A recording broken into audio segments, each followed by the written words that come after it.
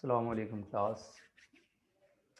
हमारा ये ऑनलाइन का पहला लेक्चर है और आपको लेक्चर्स मिलने में इतना टाइम इसलिए लगा क्योंकि मैं आप लोगों के लेक्चर के साथ साथ नोट्स भी प्रिपेयर कर रहा था, क्योंकि आप लोगों को पता है अब आप लोग डिपार्टमेंट नहीं आ सकते और इसीलिए लाइब्रेरी में जितनी बुक्स वगैरह रखी हुई हैं आप वो नहीं ले सकते कि आप उनको लेके कुछ अपनी तरफ से रीडिंग कर सकें। और इंटरनेट पे रिमोट सेंसिंग से रिलेटेड इंफॉर्मेशन जो है वो इतनी डिटेल आपको मिलेगी और काफ़ी रेफरेंसेस से काफ़ी डिफरेंट इंफॉर्मेशन मिलेगी। तो मैं नहीं चाह रहा था कि आप उस चक्कर में पढ़ के खुद से नोट्स बनाएं और कंफ्यूज हों, तो मैं खुद से आपको नोट्स बना के प्रोवाइड करूँगा हर लेक्चर के साथ।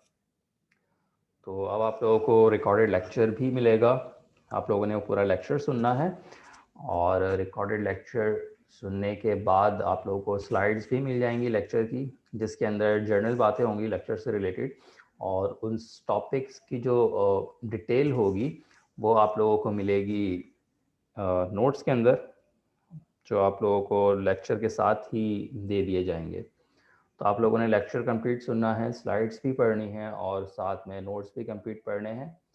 और इसके बाद हर लेक्चर के एंड में आपको एक असाइनमेंट दिया जाएगा छोटा सा, जो आपने पूरा लेक्चर सुनने के बाद नोट्स वगैरह रीड करने के बाद बनाना होगा असाइनमेंट, और वो असाइनमेंट आपने सबमिट भी कराना है मुझे एक ख़ास टाइम पीरियड में, जो भी टाइम पीरियड आप लोगों को दिया जाएगा उसके अंदर।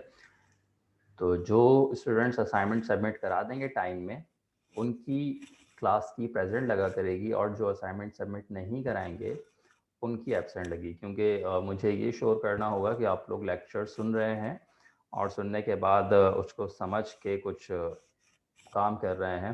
तो उसके लिए आप लोगों को असाइनमेंट बनाना होगा एक छोटा सा, और वो असाइनमेंट बना के सबमिट कराना होगा। जो असाइनमेंट सबमिट करा देगा उसकी प्रेजेंट लगेगी, अदरवाइज़ तमाम स्टूडेंट्स की एब्सेंट लगेगी। असाइनमेंट कैसे, कब, कहाँ सबमिट कराना है वो मैं आपको लेक्चर के एंड में बता दूंगा। ठीक है, तो लेक्चर की बात करते हैं। कुछ टॉपिक्स हम पहले एक हिस्ट्री ऑफ रिमोट सेंसिंग और इमेज इंटरप्रिटेशन टास्क के टॉपिक हम फिजिकल क्लासेस में कवर कर चुके हैं। अब जो हमारा टॉपिक है ये रिमोट सेंसिंग का इंट्रोडक्शन है, क्योंकि मैं बेसिक से थोड़ा सा स्टार्ट करूँगा और इसके अंदर और फर्दर थोड़ी बेसिक इंफॉर्मेशन है रिमोट सेंसिंग के हवाले से। तो इस लेक्चर में जो चीज़ें आपको मिलेंगी सीखने के लिए, वो डेफिनेशन है रिमोट सेंसिंग की, रिमोट सेंसिंग की टाइप्स क्या होती हैं और कंपोनेंट्स ऑफ रिमोट सेंसिंग क्या होते हैं, रिमोट सेंसिंग के एडवांटेजेस या इंपॉर्टेंस क्या हैं, और रिमोट सेंसिंग की एप्लीकेशंस क्या क्या हैं। तो इन टॉपिक से रिलेटेड ये हमारा लेक्चर है। इसमें सबसे पहले हम डिस्कस करते हैं डेफिनेशन। तो डेफिनेशन के हवाले से आप लोगों से पहले भी बात हो चुकी है कि रिमोट सेंसिंग क्या चीज़ होती है, और रिमोट सेंसिंग जो बेसिकली एक टर्म है, इसका एक्चुअली क्या मतलब निकलता है। तो रिमोट का मतलब होता है डिस्टेंस और सेंस का मतलब होता है इंफॉर्मेशन कलेक्ट करना। तो रिमोट सेंसिंग एक ऐसी इंफॉर्मेशन कलेक्ट करना जो आप किसी डिस्टेंस से किसी ऑब्जेक्ट की इंफॉर्मेशन कलेक्ट कर रहे हो।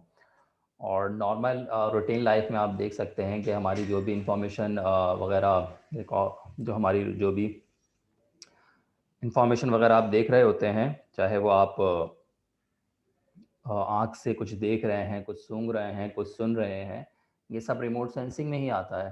ठीक है, इसके अलावा अगर और फर्दर डिटेल में जाएं तो हम जिस रिमोट सेंसिंग की बात कर रहे हैं, हम बात कर रहे हैं अर्थ रिमोट सेंसिंग की, यानी हम यहाँ पे अर्थ से रिलेटेड डाटा कलेक्ट करते हैं, अर्थ के फीचर्स वगैरह के बारे में और डिफरेंट जो भी चीज़ें हैं। तो सैटेलाइट्स इसके अंदर मेन रोल प्ले करती हैं कि सैटेलाइट सारा डाटा कलेक्ट करती हैं और हमें देती हैं। तो ये भी एक रिमोट सेंसिंग है, जिसे सैटेलाइट रिमोट सेंसिंग भी कहा जाता है, अर्थ रिमोट सेंसिंग भी कहा जाता है। रिमोट सेंसिंग को डिफाइन करने की बात की जाए तो डिफरेंट लोगों ने डिफरेंट टाइम पे डिफरेंट तरह से डिफाइन किया है रिमोट सेंसिंग को। तो इसकी काफ़ी डिफरेंट डेफिनेशंस हैं जो आपको नोट्स के अंदर मिल जाएंगी। इसके अलावा डिफरेंट ऑर्गेनाइजेशंस ने भी रिमोट सेंसिंग की कुछ डेफिनेशन बनाई हैं। तो आप सारी डेफिनेशन एक दफ़ा लाजमी पढ़िएगा, और आपको जो डेफिनेशन आसान लगे आप वो डेफिनेशन चूज़ कर सकते हैं। अगर एग्ज़ाम में पूछी जाए तो कोई भी एक डेफिनेशन लिख सकते हैं आप, लेकिन साथ में उसका रेफरेंस ज़रूर लिख दीजिएगा कि आप किस रेफरेंस से इस रिमोट सेंसिंग को इस तरह से डिफाइन कर रहे हैं। या फिर इसके अलावा आप कोई अपनी ख़ास डेफिनेशन बनाना चाहें तो बिल्कुल आप अपनी वर्डिंग में भी डेफिनेशन लिख सकते हैं, लेकिन जो मतलब है रिमोट सेंसिंग का वो कम्प्लीटली डिफाइन होना चाहिए, वो चेंज ना हो। अगर मैं बात करूं तो मैं रिमोट सेंसिंग को कुछ इस तरह से डिफाइन करता हूं, जो इस वक्त आप डेफिनेशन अपनी स्क्रीन पे देख रहे हैं, जो मैं आपको पहले भी लिखवा चुका हूं। ठीक है, और रिमोट सेंसिंग जो है वो सिर्फ हमारी अर्थ तक लिमिटेड नहीं है। रिमोट सेंसिंग की अगर बात की जाए तो आप एस्ट्रॉनमी या स्पेस से रिलेटेड जितने काम करते हैं, यानी हम एस्ट्रॉनमी स्पेस में जितनी भी प्लैनेट्स और नेबुला वगैरह की जो आपको गैलेक्सीज की पिक्चर्स वगैरह मिल रही होती हैं, ये भी एक तरह की रिमोट सेंसिंग ही कहलाती है। तो रिमोट सेंसिंग बहुत सारी फील्ड्स में अप्लाई होती है। हर जगह जहाँ पे किसी भी कांटेक्ट के बगैर किसी ऑब्जेक्ट की इंफॉर्मेशन ली जाए वो रिमोट सेंसिंग कहलाती है। हम यहाँ रिमोट सेंसिंग के टर्म में बात कर रहे हैं, हम सिर्फ बात करेंगे अर्थ से रिलेटेड रिमोट सेंसिंग की, यानी हमने सिर्फ अर्थ का डाटा कलेक्ट करना है और उससे रिलेटेड जो भी कहानियाँ हैं वो हम इस कोर्स में डिस्कस कर रहे हैं। ठीक है, रिमोट सेंसिंग की डेफिनेशन की बात हो गई। अब बात करते हैं रिमोट सेंसिंग की टाइप्स की। रिमोट सेंसिंग को दो तरह से डिवाइड किया जाता है डिफरेंट टाइप्स में, यानी रिमोट सेंसिंग की जो टाइप्स हैं वो दो तरह से बनाई जाती हैं। एक टाइप्स बनाई जाती हैं with respect to energy source और दूसरी टाइप बनाई जाती हैं with respect to the wavelength. ठीक है, हम यहाँ जो जनरल बात कर रहे हैं, अगर रिमोट सेंसिंग की सिर्फ टाइप्स की बात की जाए, जनरल टाइप्स की, तो वो होती हैं with respect to the energy source. कि रिमोट सेंसिंग के लिए आपको पता है कि एनर्जी सोर्स बहुत ज़रूरी है, क्योंकि आप किसी भी चीज़ को जब ऑब्जर्व करते हैं, हम अपनी आँख की बात करें, हम किसी भी चीज़ को जब ऑब्जर्व करते हैं तो हमें उसके लिए रेडिएशन या लाइट बेसिकली रिक्वायर्ड होती है। कि ऑब्जेक्ट पे जब लाइट पड़ेगी और लाइट ऑब्जेक्ट से पड़ने के बाद जब हमारी आंखों तक वापस रिफ्लेक्टेड लाइट पहुंचेगी तब हम उस ऑब्जेक्ट को देख सकते हैं, उसके अलावा हम उस ऑब्जेक्ट को नहीं देख सकते। तो लाइट एक एनर्जी सोर्स है जो रिमोट सेंसिंग के लिए बहुत ज़रूरी है। अब ये एनर्जी सोर्स दो टाइप्स की हो सकती हैं। एक एनर्जी सोर्स हो सकती है कि जो ऑब्जर्व कर रही है चीज़ उसके अलावा कहीं एनर्जी सोर्स हो, और एक एनर्जी सोर्स हो सकती है जो चीज़ ऑब्जर्व कर रही है वही अपनी एनर्जी प्रोड्यूस करे उस चीज़ को ऑब्जर्व करने के लिए। फॉर एग्जांपल, आपको अगर एग्जांपल दी जाए कि अगर मैं कोई ऑब्जेक्ट देख रहा हूँ दिन की रोशनी में, तो जो रोशनी है, जो लाइट है, जो एनर्जी सोर्स है, वो आ रही है सन की तरफ से और ऑब्जर्व मैं कर रहा हूँ, तो ये एक अलग टाइप ऑफ रिमोट सेंसिंग होगी। और दूसरी रिमोट सेंसिंग कि अगर मैं कोई किसी ऐसी जगह पे हूँ जहाँ पे बिल्कुल अंधेरा है और मुझे किसी भी चीज़ को देखने के लिए टॉर्च की ज़रूरत पड़े, तो मैं ही ऑब्जर्व कर रहा हूँ और मैं जो टॉर्च से लाइट जला रहा हूँ, ये एनर्जी सोर्स है, लाइट जो एनर्जी सोर्स है वो भी मैं ही प्रोड्यूस कर रहा हूँ, जो वापस उस ऑब्जेक्ट से टकरा के मुझ तक पहुँच रही है, तो मैं उसे सेंस कर सकता हूँ या ऑब्जर्व कर सकता हूँ। तो ये एक अलग टाइप ऑफ रिमोट सेंसिंग है। तो डिपेंड करता है कि एनर्जी सोर्स जो है वो सेंसर खुद प्रोड्यूस कर रहा है या एनर्जी सोर्स कहीं और से आ रही है। ये दो टाइप्स बनती है रिमोट सेंसिंग की। तो एक टाइप कहलाती है एक्टिव रिमोट सेंसिंग और दूसरी टाइप कहलाती है passive remote sensing. Active remote sensing वो रिमोट सेंसिंग होती है जिसके अंदर सेंसर ही खुद एनर्जी प्रोड्यूस करेगा, जनरेट करेगा, और वो किसी भी सरफेस या ऑब्जेक्ट से टकराने के बाद वापस सेंसर तक पहुंचेंगी तो सेंसर उन्हें रिसीव करेगा, रिकॉर्ड करेगा। ऐसी remote sensing active remote sensing कहलाती है। और वो रिमोट सेंसिंग जिसके अंदर सोर्स कोई भी ऐसी जगह से आ रही हो लेकिन सेंसर खुद से सोर्स प्रोड्यूस ना करे, कहीं और से सोर्स आ रही हो। तो मेनली जो ऐसी टाइप ऑफ रिमोट सेंसिंग है उसके अंदर सन ही बेसिकली एक अदर सोर्स होता है। ठीक है, तो सन से कुछ रेडिएशन आ रही हैं जो अर्थ की सरफेस से किसी ऑब्जेक्ट से टकरा रही हैं, और उनमें से जो इमिटेड या रिफ्लेक्टेड रेडिएशन है, लाइट है, वो जब सैटेलाइट्स तक पहुंच रही है और सैटेलाइट का सेंसर उन्हें रिकॉर्ड कर रहा है, सेंस करके ऑब्जर्व कर रहा है, ऐसी रिमोट सेंसिंग कहलाती है पैसिव रिमोट सेंसिंग। इसको अगर आप बहुत और थोड़ा सा ईजी करके समझना चाहें तो कैमरे से आप लोग पिक्चर्स अक्सर लेते रहते होंगे। तो अगर आप कैमरे से कोई ऐसी पिक्चर लें जिसके अंदर आपको कैमरे की फ्लैश जलाने की ज़रूरत ना पड़े, यानी आप ऐसे पिक्चर ले रहे हैं कि लाइट कहीं और से आपको उस जिस जगह की पिक्चर लेनी है आपको, वहाँ लाइट ऑलरेडी इतनी है कि आपको फ्लैश जलाने की ज़रूरत नहीं है, वो सनलाइट हो सकती है, कोई सेवर जल रहा है, तो जो एनर्जी सोर्स है वो कहीं और से आपको मिल रही है और आपने एक पिक्चर कैप्चर की, ये जो रिमोट सेंसिंग की टाइप हो गई ये कहलाएगी पैसिव रिमोट सेंसिंग। और अगर आप किसी ऐसी जगह से पिक्चर ले रहे हैं जहाँ बिल्कुल अंधेरा है और लाइट बिल्कुल नहीं है, और अब आपको उस इमेज को कैप्चर करने के लिए फ्लैश की ज़रूरत पड़ेगी, तो अब आप जो पिक्चर ले रहे हैं वो जो सेंसर है, जो आपका कैमरा है, वही एक एनर्जी सोर्स प्रोवाइड कर रहा है जो ऑब्जेक्ट से जाके टकरा के वापस आपके कैमरे तक पहुंच रही है। तो इस तरह की अगर कोई रिमोट सेंसिंग है ये एक्टिव रिमोट सेंसिंग कहलाती है। तो दो टाइप की रिमोट सेंसिंग होती हैं। इसके बाद जो कहानी आती है ये है topic components of remote sensing का। कंपोनेंट्स क्या होते हैं रिमोट सेंसिंग के? रिमोट सेंसिंग का एक कंप्लीट प्रोसेस होता है कि रिमोट सेंसिंग अगर हम बात कर रहे हैं अर्थ की रिमोट सेंसिंग की, तो वो होती किस तरह से है, उसका एक कंप्लीट प्रोसेस है। और उस प्रोसेस को कंप्लीट करने के लिए कुछ चीज़ें रिक्वायर्ड होती हैं, कुछ कंडीशंस या कुछ शर्तें आप कह लें, या कुछ चीज़ें हैं जो अगर कंप्लीट ना हो तो उनकी वजह से रिमोट सेंसिंग का प्रोसेस कंप्लीट नहीं हो सकता। तो उन्हें रिमोट सेंसिंग कंपोनेंट्स कहा जाता है। ठीक है, टोटल रिमोट सेंसिंग के 6 कंपोनेंट्स होते हैं जो रिमोट सेंसिंग का प्रोसेस कंप्लीट करते हैं। ठीक है, जिसके अंदर सबसे पहला जो कंपोनेंट है रिमोट सेंसिंग का वो है एनर्जी सोर्स। कि अगर रिमोट सेंसिंग किसी भी जगह की जा रही है तो उसके अंदर सबसे पहली जो चीज़ आपको रिक्वायर्ड होती है वो है एनर्जी सोर्स। या एनर्जी सोर्स एक्टिव भी हो सकती है, पैसिव भी हो सकती है, ये कोई इशू नहीं है, लेकिन एनर्जी सोर्स होना बहुत ज़रूरी है क्योंकि without energy source remote sensing नहीं की जा सकती। अब ये एनर्जी सोर्स लाजमी नहीं है सिर्फ लाइट की फॉर्म में हो, कुछ भी हो सकती है, ये हीट हो सकती है, ये कोई डिफरेंट काइंड ऑफ रेडिएशन हो सकती है, एक्सरे हो सकती है, गैमा रेज हो सकती है, कोई भी एक आपके पास वेवलेंथ हो सकती है जिस पे आप रिमोट सेंसिंग करना चाह रहे हैं। तो एक एनर्जी आपको रिक्वायर्ड होती है सबसे पहले रिमोट सेंसिंग करने के लिए। ठीक है, आपके पास एनर्जी आ गई तो सेकंड कंपोनेंट क्या है? Interaction with the target. ये जो एनर्जी है इसका टारगेट के साथ इंटरेक्ट होना बहुत ज़रूरी है। अब अगर ऐसा हो कि आपके पास एनर्जी है लेकिन ये एनर्जी फॉर एग्जांपल लाइट है, लाइट उस जगह तक पहुंच ही नहीं रही जिस ऑब्जेक्ट को आप ऑब्जर्व करना चाह रहे हैं, तो फिर रिमोट सेंसिंग पॉसिबल नहीं हो सकती।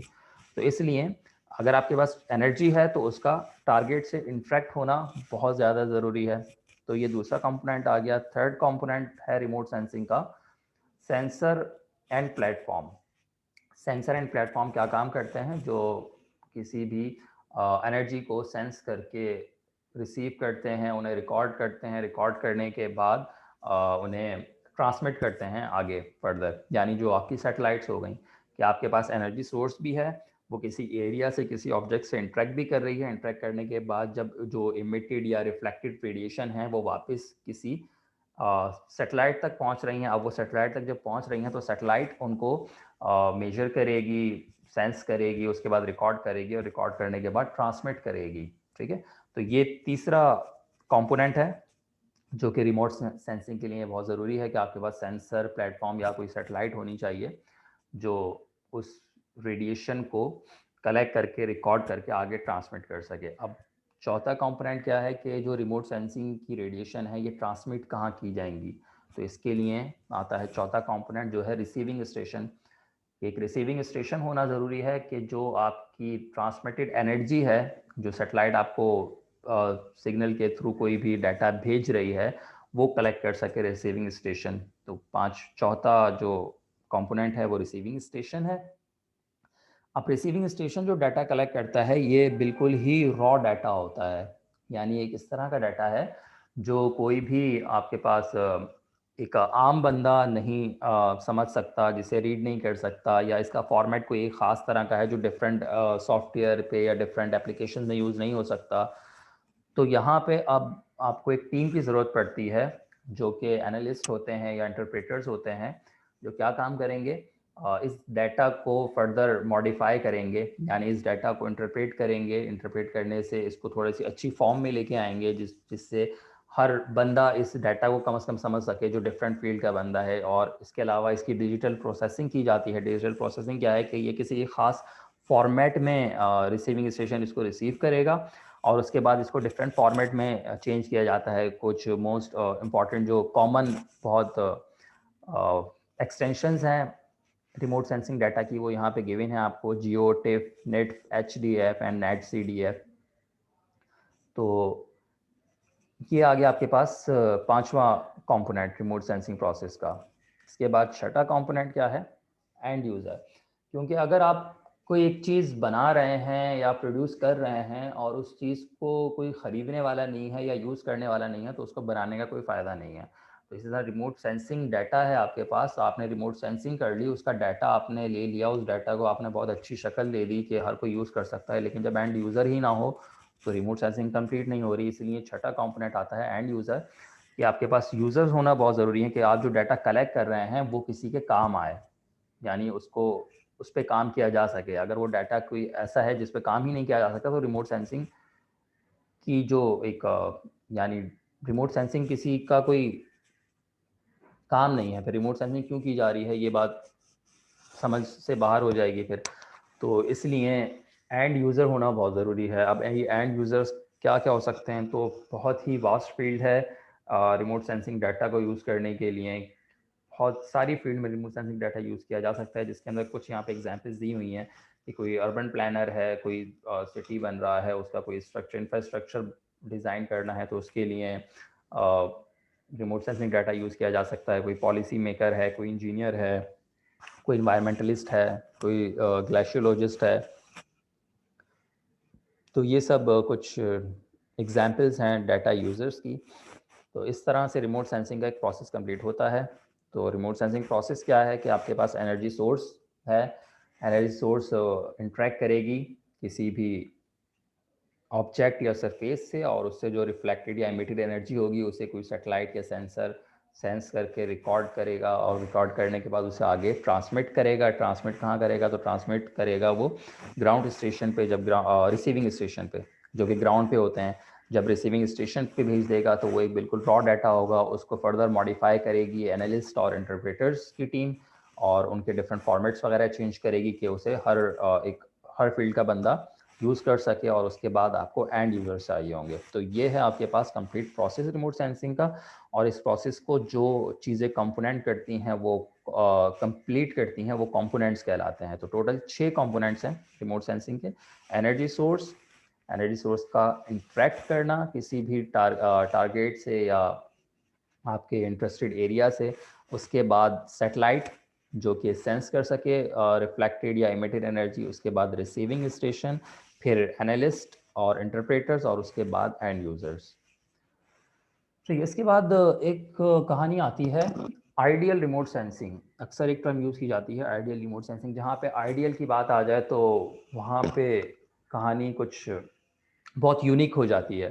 यानी आइडियल का मतलब है कि यहाँ पे अब आपको 100% एफिशिएंसी या 100% काम चाहिए। तो आइडियल रिमोट सेंसिंग ऐसी रिमोट सेंसिंग जिसके अंदर पूरा जो प्रोसेस है वो 100% वर्क दे आपको, यानी 100% कारगर हो। तो ideal remote sensing actually possible नहीं होती।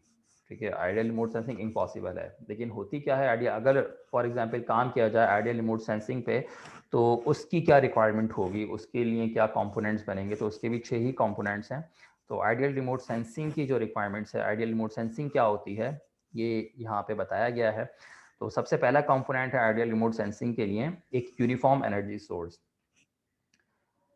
यूनिफॉर्म एनर्जी सोर्स का मतलब है एक ऐसी एनर्जी सोर्स हो जो वेरी ना करे, चेंज ना हो कहीं पे। चेंज ना हो मतलब उसकी वेवलेंथ वगैरह सेम रहे, उसका बिहेवियर सेम रहे। तो इसके लिए आप कोई एक अगर सिंगल बैंड की सोर्स यूज़ कर रहे हैं तब तो यूनिफॉर्म हो सकती है, लेकिन अगर आप कोई सनलाइट यूज़ कर रहे हैं तो सनलाइट आपको मिलती है इलेक्ट्रोमैग्नेटिक स्पेक्ट्रम पूरा। जब इतना बड़ा स्पेक्ट्रम है तो उसके अंदर आपको पता है कि कहीं पे भी वेवलेंथ सेम नहीं रहती, उसके अंदर डिफरेंट रीजन्स आ जाते हैं। तो पैसिव रिमोट सेंसिंग में आप यूनिफॉर्म एनर्जी सोर्स नहीं यूज़ कर सकते, एक्टिव में कहीं आप यूज़ कर सकते हैं।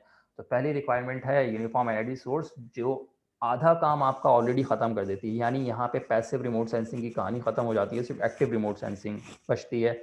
इसके बाद दूसरी चीज़ क्या है कि जो जितनी भी लाइट या रेडिएशन है वो जितनी इमिट हो रही है सोर्स से वो 100 पर्सन इंटरेक्ट करे जाके ऑब्जेक्ट से या आपके इंटरेस्टेड एरिया से, जबकि ऐसे पॉसिबल नहीं हो सकता क्योंकि बीच में आपके पास काफ़ी पार्टिकल्स आ जाते हैं, काफ़ी एटमॉस्फेरिक रीजन्स आ जाते हैं, जिसकी वजह से अगर सनलाइट भी किसी सरफेस तक पहुंच रही है तो उसके अंदर एटमॉस्फेयर का बहुत मेन रोल है। पूरी 100% रेडिएशन सरफेस तक नहीं पहुंचती, तो ऐसा तो पॉसिबल हो ही नहीं सकता कि जितनी एनर्जी इमिट हो वही सारी की सारी एनर्जी आके इंटरेक्ट करे किसी भी ऑब्जेक्ट के साथ।